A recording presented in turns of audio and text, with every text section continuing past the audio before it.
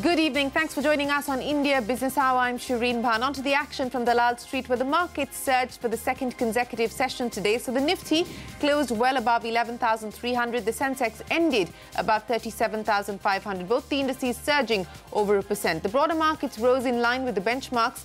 In the process, the Nifty Bank hit a record high for the first time since August last year, ending close to 2% in the green. The mid-caps ended 0.5% higher. But the big story globally, after Indonesia, China, Singapore, United Kingdom and Australia, many other countries have now decided to ground operations of all Boeing 737 MAX 8 jets. So as things stand, and this continues to be a developing story, 28 airlines across 18 nations have suspended the use of the aircraft. The latest to be added onto that list are countries like France and Germany. Now, this move comes after the aircraft suffered a second fatal crash within a span of 4 months. 157 people were killed on Sunday when an Ethiopian Airlines Boeing MAX 8 jet crashed soon after takeoff. The incident is reminiscent of yet another tragedy on the 29th of October 2018 when 189 people died in a Lion Air jet crash in Indonesia. Back home in India, the aviation regulator has not grounded the Boeing 737 MAX 8 aircraft just yet, but has issued additional safety instructions. US has not grounded these jets just yet. Neither has the European regulator, but individual European countries are now starting to act, including the likes of Germany and France. Let's go across to my colleague Anu Sharma. She joins us now with more. Anu, so more countries and more airlines taking the preemptive action of grounding the 737 MAX 8 jets. Boeing has just issued a new statement. Take us through what's going on. Well, Boeing is in a deep state of crisis, and it has released a new statement right now, and it says that safety is Boeing's #1 priority, and we have full confidence in the safety of the 737 MAX. Now, remember, this comes at a time when at just few moments ago, we came to know that Germany and France have joined UK and Oman as being the latest countries which have banned the MAX flights from their airspace. Iceland Air has also just issued a statement regarding suspension of 737 MAX operations. Remember, earlier today, Singapore and Australia had also issued orders to suspend 737 MAX operations in their airspace until they receive more information from Boeing or the US aviation regulator, Federal Aviation Administration, in this regard. Now, overall, there are 28 airlines as of right now across 18 nations across the world, including China, Indonesia, which have taken their MAX operations out of their countries, leading to grounding of 157 such planes, basically meaning that globally almost 42% of MAX fleet has been taken out of service. That will naturally lead to a lot of flight cancellations and disruption in the aviation space on the global scale. The safety concerns, unavailability of sufficient information. Remember, this statement which has come from Boeing is also not enough to assure the passengers, the airlines or the operators that something substantial will come out. The reason for the 2 fatal accidents in the same aircraft model within a span of just under 4 to 5 months has still not been known, and all of this has triggered certain safety concerns among these countries and airlines. And remember, 737 MAX is the fastest selling model of Boeing with over 4,700 orders. Now, India still has not taken a call on grounding of these planes, and 12 MAX planes of SpiceJet still continue to fly in the skies, but looks like the pressure is mounting. Airlines, countries and passengers, they await a strong word, a strong action from their regulators and airlines. Back to you. Well, thanks very much, Anu. Yes, the list is getting longer. India, the DGCA, still not grounding the aircraft, have only added compliance-related measures. We'll get to that in just a bit. Meanwhile, US President Donald Trump has joined the debate over the Boeing 737 MAX 8 jets. He's tweeted, and I quote, "Airplanes are becoming far too complex to fly. Pilots are no longer needed, but rather computer scientists from MIT. I see it all the time in many products, always seeking to go one unnecessary step further, when often old and simpler is far better. Split-second decisions are needed, and the complexity creates danger. All of this for great cost, yet very little gain. I don't know about you, but I don't want Albert Einstein to be my pilot. I want great flying professionals that are allowed to easily and quickly take control of a plane. End of quote. That's Donald Trump weighing in on the Boeing controversy. We'll take that discussion forward with aviation expert Satyendra Pandey, Sanath Kaul, chairman of the International Foundation for Aviation, Aerospace and Development, Ajay Atane, editor live from lounge.com, and Mohan Ranganathan, air safety consultant. That's coming up in just a bit. Well, Etihad and the National Investment and Infrastructure Fund could be giving finishing touches to plan a refueling of the debt-ridden Jet Airways. We are awaiting the outcome of the Etihad board meeting, but sources say Etihad could pump in over 1,600 crore rupees, and the NIIF, backed by the Abu Dhabi Investment Authority, could also infuse a similar amount. Naresh Goyal's stake could fall below 20%. He could also lose his board representation. Ritu joins us now with more. Ritu, we're still awaiting details of that board meeting and the decision taken. What are you picking up? The bank-led provisional resolution plan for Jet Airways is something that is still under consideration from all of the stakeholders involved. But as per a memorandum of understanding that we've been able to confirm from our sources dated the 8th of March, following is what is under discussion. Number one, Etihad Airways is looking to infuse anywhere between 1,600 to 1,900 crore rupees to take its stake up to 24.5%. Remember, as we have been reporting, it wants to avoid that 25% mark because beyond that, it will be mandated to make an open offer, as SEBI has made it very clear that no exemptions will be given to anyone except for lenders. Number two, we're also given to understand that 16 to 1,900 crore rupees, that is a similar amount, will also be infused by a third party, that is NIIF, which will be backed by ADIA to pick up another 19.5% stake in the company. In addition, Naresh Goyal, who's currently the promoter, will be bringing in another 450 crore rupees as infusion into Jet Airways. Do remember, he's already infused 250 crore rupees as interim funding, which will take his total infusion into Jet Airways at about 700 crore rupees, which will bring his stake down to about, under 20% once restructuring is completed. And lastly, lenders are looking to convert about 1,000 crore rupees of the company's debt into investable instruments like the accumulative redeemable preferred shares, and their stakeholding will fall from 51% to around 30%. Broadly, these are the contours that are under discussion by all of the parties concerned, and we're still awaiting to see what Etihad finally decides in terms of its infusion into Jet Airways.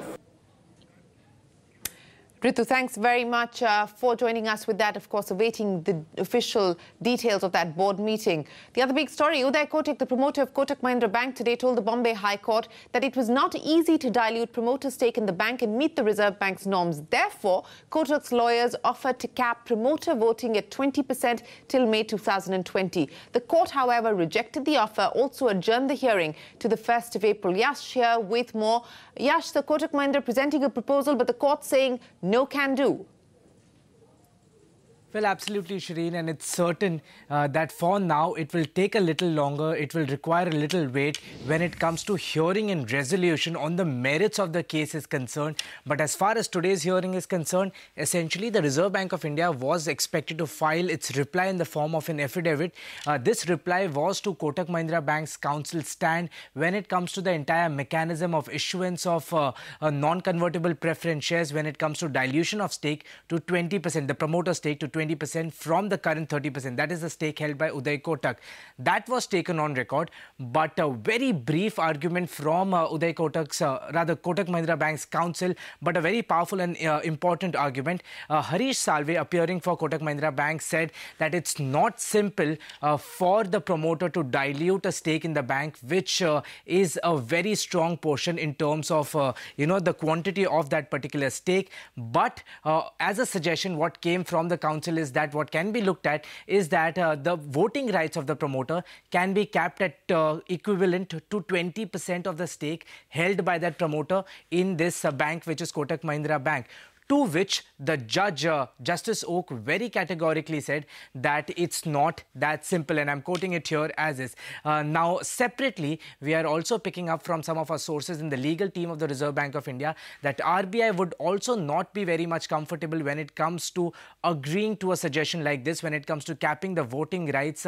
For them, it's very simple. The rationale that I'm picking up is that the whole contention is the shareholding, the concentration of the shareholding pattern when it comes to Uday Kotak shareholding in Kotak Mahindra Bank, and capping voting rights is not the solution. So, of course, they would be focusing as far as how that shareholding can be reduced and not capping the voting rights, because essentially capping the voting rights would not lead to transfer of those voting rights to another shareholder who buys that shareholding, but it will just lead to that particular portion of voting rights getting exhausted from that entire pie. So this is both sides and how they look at this particular suggestion. But of course, as you rightly pointed out, the matter has been deferred or adjourned till April 1st, when of course it will be very interesting to see if Kotak Mahindra Bank presses the same suggestion of capping the voting rights again, and if and how RBI really expresses its reservation on that particular suggestion. All right, thanks very much for joining us with that, Yash. But here's the latest on the macros. The twin macro data for the month: retail inflation showing a slight uptick to 2.57% in the month of February. Industrial output for the month of January, meanwhile, dipping to 1.7%. Lata here with more. Lata, what do you make of the numbers? Yes, that's right. The inflation number has come in at 2.57 compared to a poll of 2.37. Now, what is most important about this number is, for the past 6 months, inflation numbers were repeatedly undershooting our poll numbers. That is what the street was expecting. After many months, we have an inflation number which is slightly higher than what economists were expecting, which itself is a relief, because severe disinflation appears to have stopped. That is very obvious in food. Last month, that is for January, food disinflation was over 2.5%. That is, prices contracted by 2.5% in year-on-year terms. February prices, food prices are still lower than February of 2018, but it is only minus 0.6%. So it's more or less stable. One hopes the severe disinflation in food is over. The other important number to watch out for is core inflation, which is non-food, non-fuel part of inflation is called core. That basically services inflation. There you're actually seeing a spike, especially in education and health. Both have come in over 8%. So the overall core inflation has stands at 5.35% compared to between 5.2 and 5.3% in January. There is a slight uptick in core inflation. Given this combination, the expectation is that the Reserve Bank will cut rates in April. After all, the monetary policy target is 4% and current inflation stands at 2.57. So there will be a cut, but it will be just 125 basis cut, not a 50 basis cut. That's what experts are expecting. Very quickly on IIP, the January output number is quite pathetic, and it was expected to be that way at 1.7%. Capital goods have contracted by 3.2%. Consumer goods, durables, just 1.8%. Non-durables, just 3.8%. But this is on expected lines. We all know that the January car sales was poor, power output was bad. So this doesn't come as a shock. It's just a bad number. All right, just a bad number which has already been digested by the street. Thanks very much, Lata, for joining us. With the big political headline, the Congress has sounded the poll bugle from Gujarat, where the party held a crucial meeting to finalise its manifesto for the Lok Sabha polls. The Congress has accused the Prime Minister of exploiting the issue of national security to divert attention from what it calls are his colossal failures. The party has also slammed the NDA government, claiming that it inflicted pain on people with demonetisation and GST. ये विचारधारा की लड़ाई है। एक तरफ नफरत, गुट से, दूसरी तरफ प्यार, महात्मा गांधी और गुजरात का इतिहास।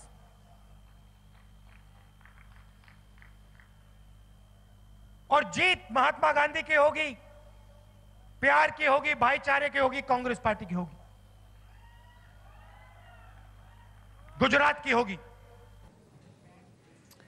A battle of ideologies, and Priyanka Gandhi delivered her maiden political speech today, addressing a public rally in Gandhinagar. The newly appointed Congress General Secretary, is also in charge of Eastern UP, took potshots at the Prime Minister, urging people not to get distracted by what she termed are needless issues.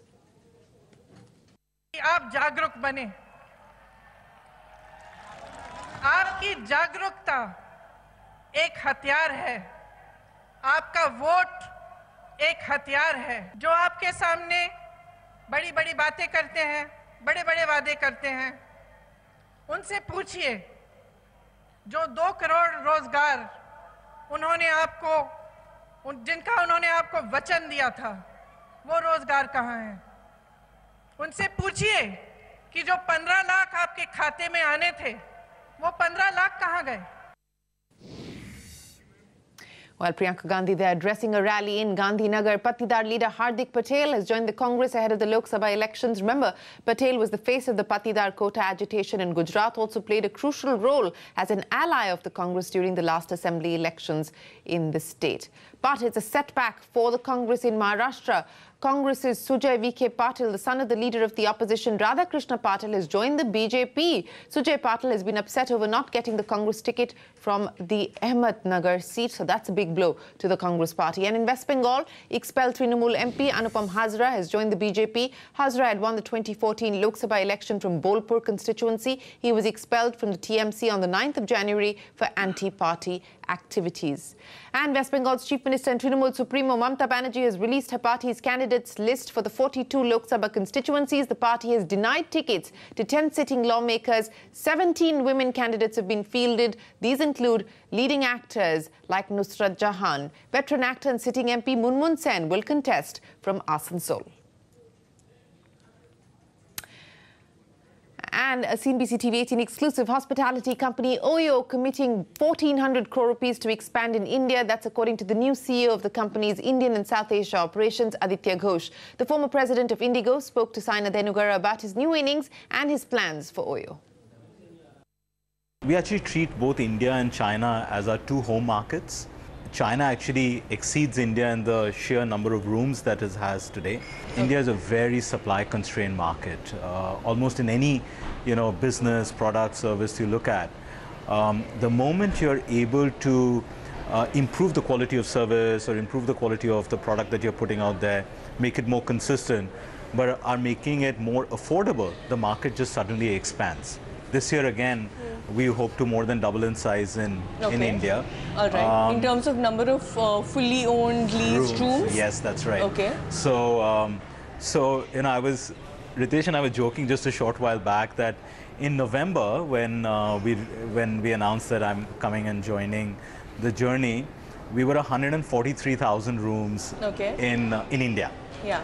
And today we are 173,000 rooms. Okay. So in the last 125 days, we, give or take, we added 30,000 rooms in India. Right. Yeah. So 10,000 rooms a month. Yeah. So just goes to show how much pent-up demand there is. Talking about price, let's also talk about the hotel owners, Yes. correct?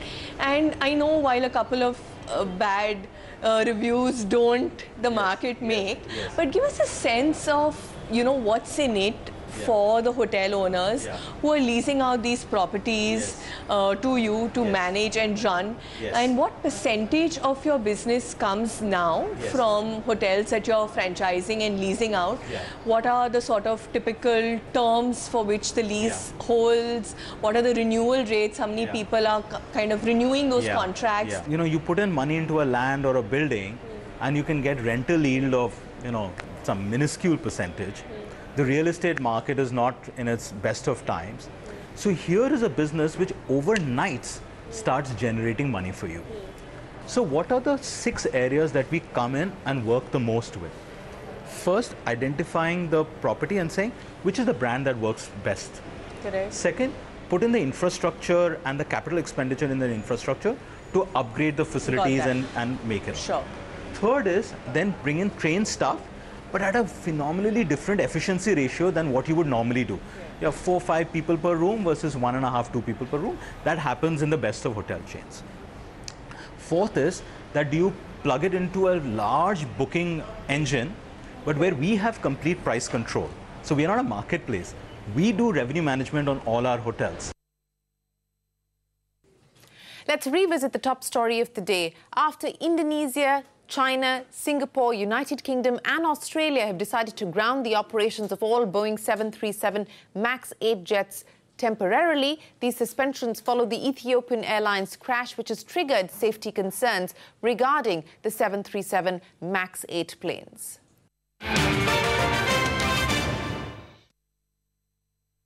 To discuss this further, we're now joined by Satyendra Pandey, aviation expert, Sanat Kaul, Chairman, International Foundation for Aviation, Aerospace and Development, and Ajay Atane, editor, live from lounge.com. We'll also be joined by Mohan Ranganathan, air safety consultant, just a short while on the show. Gentlemen, appreciate you joining us here on the program. Sanat Kaul, if I could start by asking you, sir, and I think the question that most people are asking in India is that we've seen 12 countries preemptively temporarily ban the use of the MAX 8 aircraft. Why is it that the DGCA in India hasn't done so? Do you feel that the regulator ought to have preemptively taken this course of action? Or do you believe that with the FAA still giving an airworthiness certification, with Europe also not asking for grounding of the MAX 737-8 aircraft, that the DGCA perhaps is right not to do so at this point in time? You know, it's a very difficult question to answer because so many countries have banned it. Yet FAA, which is considered to be, you know, a very, very important safety regulator, has not done it, nor has Europe done it. So I would leave it to the judgment of these people, and perhaps Mr. Ranganathan on your panel may be able to say something on it, which is better because he's a technical person, he's a pilot. But what I can say is that, look, there is something wrong. I mean, Boeing is a first-class company. MAX 737 MAX is supposed to be a very technically improved aircraft. It has many advantages. It has long distance. It can save fuel and so on. So there's something wrong either in the pilot training or in a critical part of the aircraft, which Boeing has to identify immediately because it's actually, I'm told, 30% of their source of revenue. So it's a very important aircraft for them. And two crashes in a short while is a very, very serious issue. In India also we have about 13 with Spice and 5 with Jet. Jet are in any case down because of other reasons, because of financial reasons. Grounded, 13 aircraft have been grounded by Spice Jet. And as I can make out, around 380, 400 aircraft are on order. So it's a very serious issue. What's happening? Now, just to recall that when A320 were ordered by Indian Airlines in the year when Mr. VP Singh was the Prime Minister, and we had one crash in Bangalore, the entire fleet was grounded for nearly 1 year. Now, but they turned out to be very good aircraft, you know. So there can be a lack of training and anticipation by the pilots. India has said that only senior pilots and senior commanders are going to fly them. So I don't know. It's a serious issue. Boeing is a first-class company. We can't doubt the company on its credibility. But what have they produced? And these aircrafts are flying. But 2 accidents are just too much within a short span. And they're all at just after takeoff. So there is a technical issue. That is correct. Whether it's engineering issue or a pilot training issue. And it's very serious. Well, there is an issue, sir, and I'll get to that in just a second. It is curious. I'll get to that in just a second, but I am being told that UK has also now decided to ground the Boeing MAX 737-8 aircraft temporarily. So that is the latest in the line of 12 countries that has decided this action preemptive and proactively to ban the Boeing 737. We'll get that information and more details out for you. But Satyendra, just to pick up on the point that Mr. Kaul was making, the curious case of what is going on as far as the 737 MAX is concerned. Now, I'm basing what I'm asking you on the data that has been put out publicly by the FAA, which is the U.S. Which is the regulator in the U.S. Now, it says external reports are drawing similarities between this accident and the Lion Air flight accident, which took place on the 29th of October in 2018. However, this investigation has just begun, and to date, we have not been provided data to draw any conclusion or take any actions. Fair enough. But it then also says, following the Lion Air Flight 610 accident, the FAA has completed these activities in support of continued operational safety of the fleet. It goes on to list 5 or 6 activities that it has reacted to when it comes to Boeing's airworthiness. But then it goes on to say that ongoing oversight activities by the FAA include, and again, there are 3 or 4 different things, and they hope that this will in fact be done by April. Now, given the fact that there seems to be an issue that has been identified, that Boeing is trying to fix it, the FAA acknowledges that, Boeing itself in its statement acknowledges it, saying it is important to note that the FAA is not mandating any further action at this time, but the pitch augmentation control law will be upgraded and put in place by the end of April. So would it not then make sense to wait till this upgrade is done and then take a call on what to do? Well, it is a perplexing situation because 12 countries, regulators in 12 countries have grounded the airplane. I mean, the UK grounded it as we were speaking. Yes. And, you know, even if you take the two accidents apart and you take the argument for not enough data, you know, you've had 2 fatal crashes in a period of less than 5 weeks with 346 lives lost. I believe that's data enough where you have to take an abundance of caution. And the second point is, while the regulators, you know, those that have grounded it, it's you know, black or white.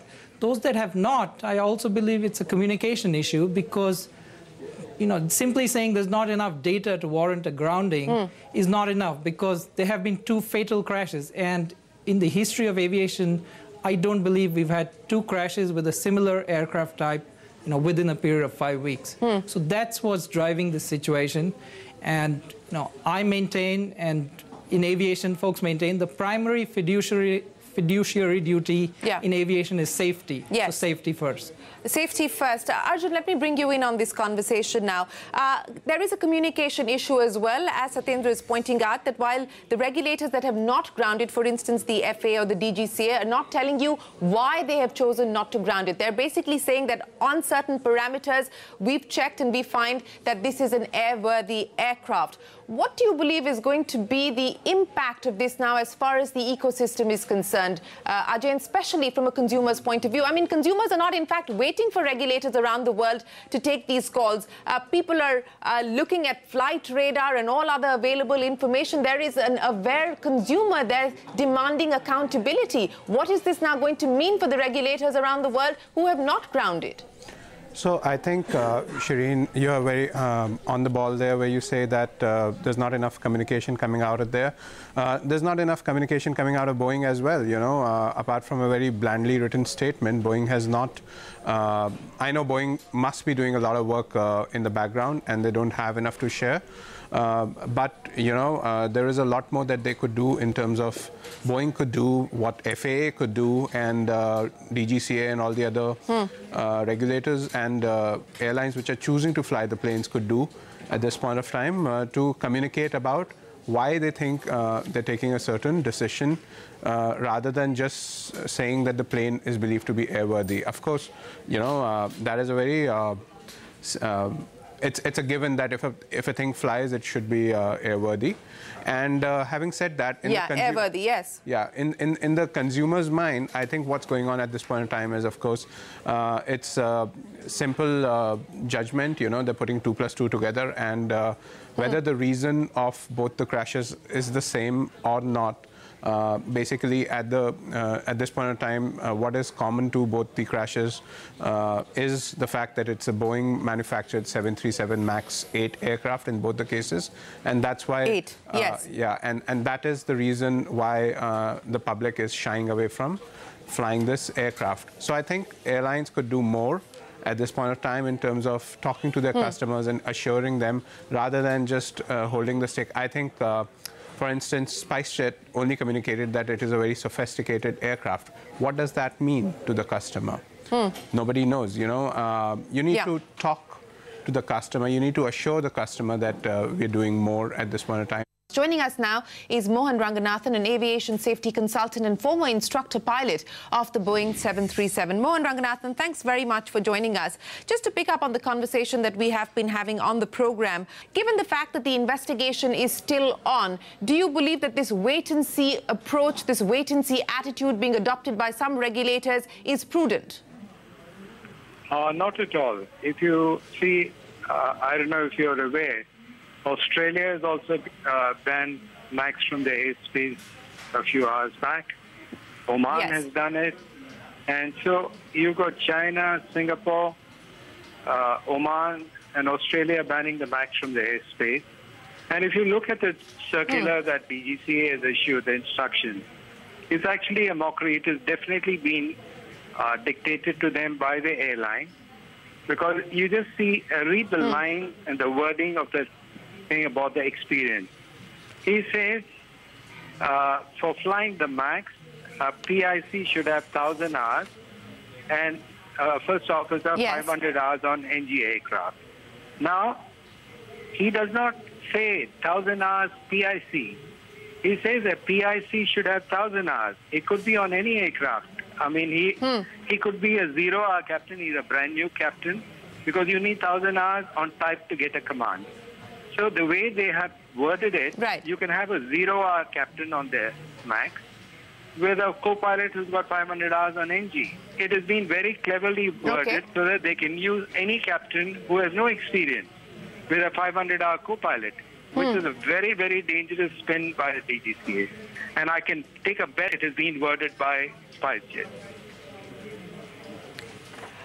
Well, that is your assertion, sir. I have no information to take on what you're pointing out at this point in time, so I'm not going to go down that route. But I do want to understand, since you are somebody who has been a former instructor pilot of the Boeing 737, and I'm going by statements that have been put out by Boeing.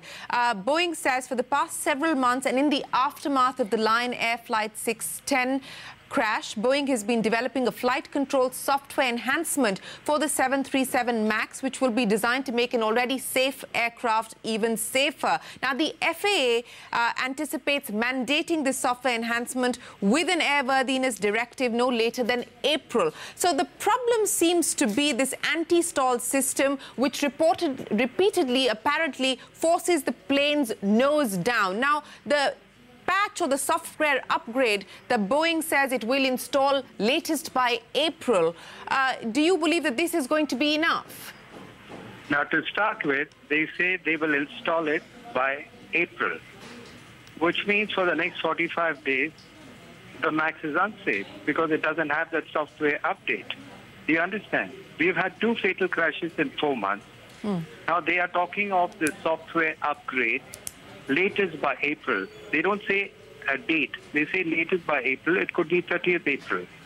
So it seems to be a very, very dangerous ploy, even by FAA, to permit this. The fact of the matter, Mr. Ranganathan, is that the FAA so far continues to allow the Boeing 737 MAX 8 to fly. It has just recertified its airworthiness certification.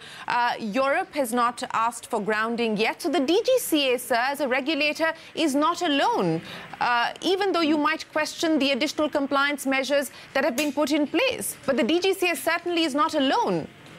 No, but if you look at what FAA says, now all the simulators in US have this MCAS feature in the simulator. So they have pilots who are trained for that particular maneuver. We don't have a single pilot who's trained for that maneuver. And a country like Australia, which has got one of the safest safety records, not US. Australia has one of the safest safety records, and they have banned the MAX. Not just flying, they banned it from the airspace. Singapore has also banned it from the airspace. So you've got countries which are proactive in safety. You don't wait for a fatal accident and then react. Now, if FAA is doing it because they are trying to protect Boeing, that's why. Well, time for 58 years, clearly to send out a message. The resolution passed after the meeting launched a scathing attack on Prime Minister Modi. The Congress claims that the Prime Minister is exploiting national security to divert attention from what it calls his colossal failures. Claiming that an atmosphere of fear is prevailing in the country, the Congress attacked the government over what it calls monumental mismanagement of the economy. Priyanka Gandhi Vadra made her first major political speech since joining active politics at a rally in Gandhinagar, taking aim at the Prime Minister. Gandhi said unemployment, women's security and agri-distress will be the key issues. The Congress also got a boost with Patidar leader Hardik Patel joining the party officially in the presence of the top brass after the working committee meeting. But the Congress was also hit by several defections over the last few days. A total of 5 MLAs from Bengal and Gujarat have joined the BJP and 4 MLAs from Telangana have joined the TRS. So what will it take to woo the voters? Will they be swayed by the Congress pitch? Joining us now to take this discussion forward, Sanjay Tiwari, editor of News 18, Prakash Chandrahota, editor of News 18 Chhattisgarh, Manmohan Rai, editor of News 18 UP, Rajiv Pathak, editor of News 18 Gujarat, and journalist Parth MN, reporting for First Post. He's been travelling the country. Gentlemen, appreciate you joining us here on the show. We decided to bring all our editors and reporters who have their ears to the ground, feet on the ground, to get a sense of what voters are actually talking about. What are the issues that concern them today outside of what we're seeing happen as far as news channels go? Let me go across first to the editor of News 18 Gujarat. We just saw the Congress party today. Its CWC meeting was held there. We've seen Priyanka Gandhi address her first major political rally after joining active politics. Rahul Gandhi making the same pitch from Rafael to jobs to rural distress. Will it work? Are voters at all biting the bait that the Congress is dishing out? See, for Gujarat, the entire story for Congress is different. In Vidhan Sabha, yes. In assembly elections, Congress could garner some mileage. They could reach near to what they say their highest vote share in past 25 years. They could get 78 seats. But the scenario is altogether different in Lok Sabha when people are voting for their Prime Minister.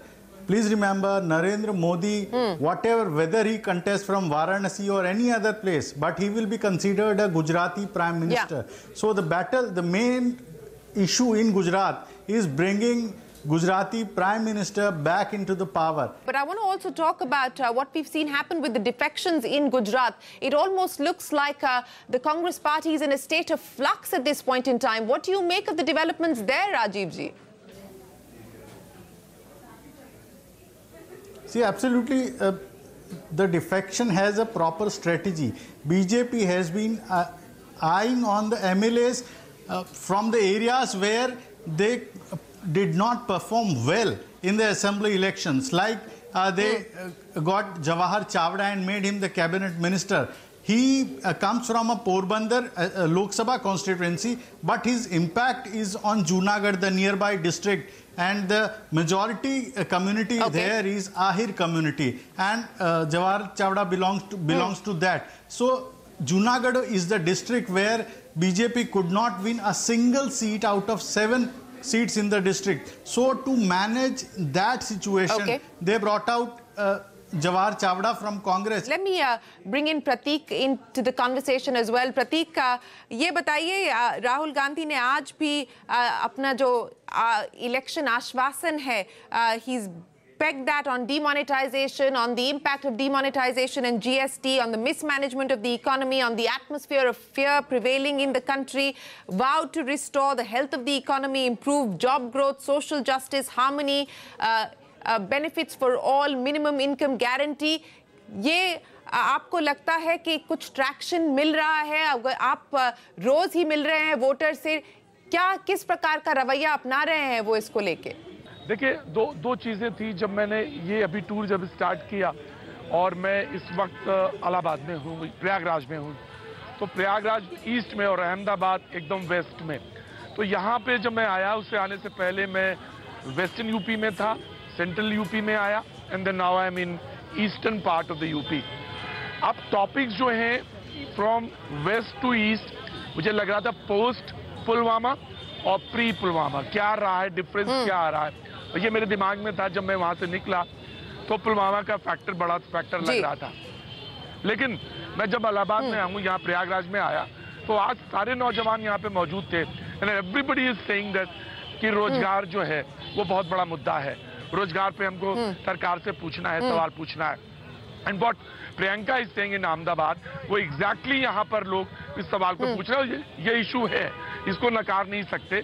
Prakash, I want to pick up on what we heard there from both Rajiv Pathak as well as from Pratik. And Pratik in UP, Rajiv giving us the story out of Gujarat, where the Gujarati Asmita is being invoked yet again as far as the Lok Sabha elections are concerned. Now in Chhattisgarh, which is where the Congress surprised everybody with that sweep. And again, there has been some sense of flux within what is happening internally with the party in the state. But outside of that, do you believe that the traction that they gained with the assembly elections will be carried forward now through to the Lok Sabha elections? I will say 2 points are there. In 2000, just before the 2013 election, Jiram took place and Congress entire top leadership were wiped out by Maoists. In spite of that, people couldn't secure majority. The Congress couldn't secure majority and they lost to BJP. So when it comes to losing people in a battle, does not ensure 100% victory. Rashtrabat or having a war in a condition does not 100% give assurance to victory in almost all the process of the country. This Fair one. point. And second point, increase in MSP. The entire country was talking about sugar cane or wheat. Nobody was talking about the paddy. And when it comes to Chhattisgarh, here Rahul Gandhi said we will give you 2,500 per quintal because they realized farmers are in distress and they are a bigger vote bank now. Let me bring in Parth into the conversation. Parth, you've been traveling through the length and the breadth of the country. You're currently in Bihar. Give me a sense of what are the issues that are top of the mind. I mean, again, I point out, sitting here in television studios, the assumption is that national security, terrorism, Balakot strikes, the effectiveness of the Balakot strikes, and this is going to be the narrative that will drive election 2019. What we're hearing from this panel of editors who are giving us the different pictures across different states is telling a very different story. What's your own assessment, Parth? You're right. Basically, when you speak to people on the ground, unemployment is the biggest talking point. And at the root of it is the agrarian distress. Because farmers can't solely rely on their farmlands to make their ends meet. So they have to go out of their farmlands and seek opportunities elsewhere. Between 1991 to 2011, nearly 15 million farmers have ceased to be main cultivators. So there is a huge workforce that wants to be accommodated outside of their farmlands. So in that sense, something like Manrega was supposed to be a crucial intervention, but that has not worked either.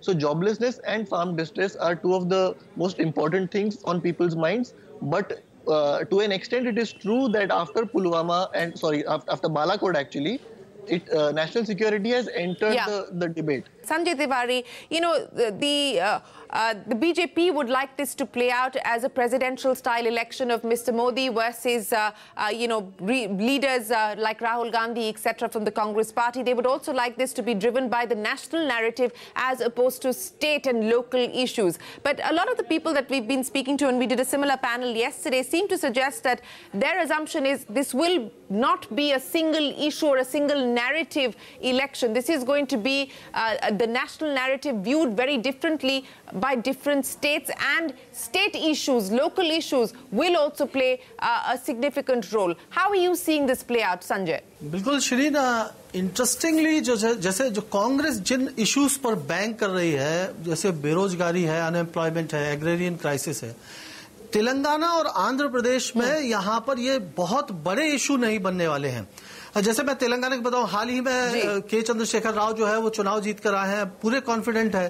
तो यहाँ पर ज्यादा बड़े issue Telugu pride और उससे जुड़े होना, मोर precisely अगर मैं कहूं तो तेलंगाना प्राइड या आंध्र प्रदेश प्राइड. तो कुल मिला के जो यहाँ की जो राजनीति है वो बेसिकली लोकल इश्यूज पर ज्यादा है. हालांकि ये बात सच है कि जो एग्रेरियन क्राइसिस है और बेरोजगारी है, ये भी कहीं ना कहीं मुद्दा जरूर रहेगा. Manmohan Rai, do you believe that the BSP-SP arrangement is going to give the BJP a run for its money on the back of what you're seeing today? Yeah, that is one big possibility which is taking shape right now, because these issues are discussed during the run up to the election, during the campaign, during the speeches. But once the voter lines up to vote, once they are at the polling booth, caste dynamics come into play during the last few days of the elections, and caste is a reality in rural areas, especially more so in Uttar Pradesh. And this time the arrangement is such that it is a formidable combination which the BJP will have to breakthrough. It will be a formidable combination. But gentlemen, Pratik Trivedi, Sanjay Tiwari, Prakash Hota, Manmohan Rai, Rajiv Pathak and Partha, thanks very much for joining us on the Political Exchange. By election, so that conversation will continue on CNBC-TV18 on the issues that are dominating the electoral discourse. US-based software firm Ebix is looking to expand its Indian online travel kitty, and this time they have their eyes set on India's leading travel services company, Yatra.com. Now, Ebix has offered to buy Yatra online for $336 million. Now, mind you, that offer is at an 84% premium to Yatra's closing price on the Nasdaq last Friday. Now, Mugdha Warrior caught up with Robin Raina, the chairman and CEO of Ebix, to get a sense of how his company was going to accommodate Yatra. Take a look. We're trying to build an ecosystem in India, a complete end-to-end financial exchange, and the bid to acquire Yatra is a step in that direction. We already are the largest financial exchange in India. We consider travel a very integral part of building this ecosystem. Today, we conduct in excess of $2.5 billion of GMV, gross merchandise value, on our travel platforms. So we own a number of brands, Via, Mercury, and Zelius, on our travel portfolio already. The acquisition of, possible acquisition of Yatra would give us another $1.5 billion of possible GMV, increasing our GMV to $4 billion. Ultimately, it was about accretion for our shareholders. It was a win-win. We thought if we offer 85% value, that 85% premium that we did, it provides substantial premium to the existing Yatra shareholders. And from our perspective, we inherit $150 million of revenue. We believe post synergies, we get around 30% operating income, and that translates approximately to 25 to 30 cents of diluted EPS for our shareholders. Yes, and Mr. Robin, this is a big premium that you're offering. How positive are you that this deal will go through? And I know it's a little early, but have you heard back from Yatra on this? Well, I think all I could say at this point is that, you see, I can't speak for Yatra, so you'll have to ask Yatra that question. I can only tell you that I feel fairly good about it, based on the fact that it's a rather generous offer. We feel it's a win-win for both sides. So I expect, I'd like to hear a positive response, but I prefer that you ask Yatra this question. You've made multiple acquisitions over the last couple of years, several acquisitions in the travel space as well. You know, what can we expect going forward? What else are you looking at? We're a big believer in Mr. Modi's Make in India movement, and we've put our money where our mouth is. Before Yatra, we have invested close to $700 million already. So after Yatra, if this acquisition goes through, we would have invested, somewhere close to $1 billion into India in the last 2 years. And having said that, we're going to be always opportunistic. We're always going to look at the right sectors. I think as you look at us, we have a few niche sectors identified already. We're at fairly advanced stages in certain areas in those sectors, but I couldn't talk more than that as of now. So if your question is, do we have a few incomplete sectors to go after, the answer is yes. Well, Mr. Raina, they're calling it a generous offer at an 84% premium to its Friday closing price. Now, the big international story, Theresa May could be staring at yet another defeat over Brexit. The British Parliament is currently debating her new deal, but two key allies have already made it clear that they will vote against this proposal. This means that May could be short of numbers, with this March 29 deadline looming large. UK is either facing a divorce from the European Union without a deal, or it can vote to extend the Brexit deadline. Well, a special musical fountain show was organized at the Dhirubhai Ambani Square at Geo World Centre in Mumbai today as a mark of respect from Reliance Foundation for India's armed forces. Now, police and their families, nearly 7,000 members of the services attended the event. The show integrated colourful movements of the water fountain with a dance performance on the stage and an aerial dance act right above the stage and the water fountain. Set on the devotional and ancient theme of Ras Leela of Lord Krishna, Radha and the Gopikas of Vrindavan, The presentation was a collaboration of more than 150 Indian and international artists. Reliance Foundation, one of the largest private foundations in the country, will be setting up a skill development center for the armed forces and their families. Reliance Foundation is establishing a skill development center exclusively for our armed forces and their families. Children are the future of our nation. They are a promise of a better, more beautiful tomorrow. And I want to assure you that Reliance Foundation will take care of your children and your families in every possible way. Well, standard disclaimer on your screens there. Network 18 and TV18, the companies that operate CNBC-TV18 are controlled by Independent Media Trust, of which Reliance Industries is the sole beneficiary. So there you have it, a tribute by a nation that's proud of its defense forces. But that's all the time we have for on this edition of India Business Hour. Thank you so much for watching. Have a good night.